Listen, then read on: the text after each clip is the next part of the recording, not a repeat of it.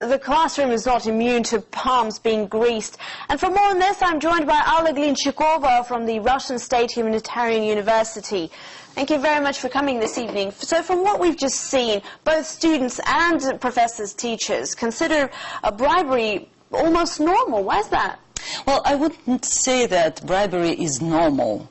I wouldn't say, and I teach for 20 years, and since, and in my circles, I wouldn't say that it is accepted as normal, but the problem really exists. I see personally more and more students who are not ready for getting higher education, but who are still in the university. So I think the problem exists, but we shouldn't monsterize this problem, make a monster from Russian education.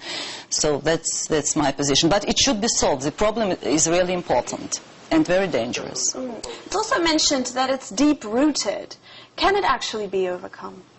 Well, yes. I know that now there are taken measures to punish the professors and those people who really take bribes, and just to punish, to increase the oppressive measures. And I think it is important to punish criminals. But there is another problem. We should pay attention that the source of bribery in Russian society and education too is the weakness of society. Russian scholars do not have opportunities to protect themselves from cutting their salaries. They do not have really functional trade unions to protect themselves. So that is why they are thrown into their circle, into the places where the law doesn't work.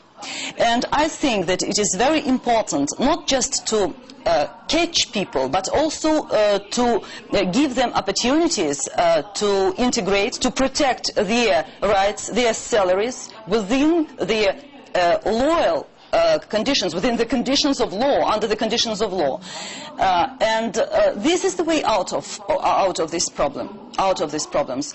People should protect themselves in education. Also students should be able to integrate and should create the resistance to these aspects. Unfortunately, our society inherited quite a deep weakness of grassroots social activity, which prevents people to protect themselves. And so this coming out of the law, coming out of the law space, is the result of this weakness. So I think that we should work here, and we should work both with authorities.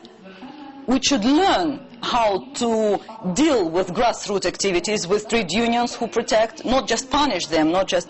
And at the same time, we should work with society, with people, just to help them how to integrate and protect themselves. Thank you. Alan, briefly, do you think that we can see a day when these problems will be solved? Yeah, I think that there are two things, to my opinion, as sociologist and as a professor, as a scholar, that should be solved. First is the development of real grassroots social activities of academics and students, and the second thing, like trade unions and others, and the second thing is that we should move from the extractive type of development of our society, which creates the castes, social castes, the caste of academics, the caste of theater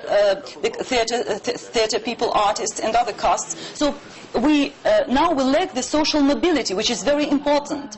And that is why it is important to overcome this situation when children of singers become singers, when children of academics become academics, and people cannot develop themselves. These two moments should be changed, and I think it is possible to change if people have the will to do this. Okay, well, thank you very much. Let's look for a positive Thank day. you. That's Alla Glinchikova from the Russian State Humanitarian University. Thanks for joining us again. Thank you.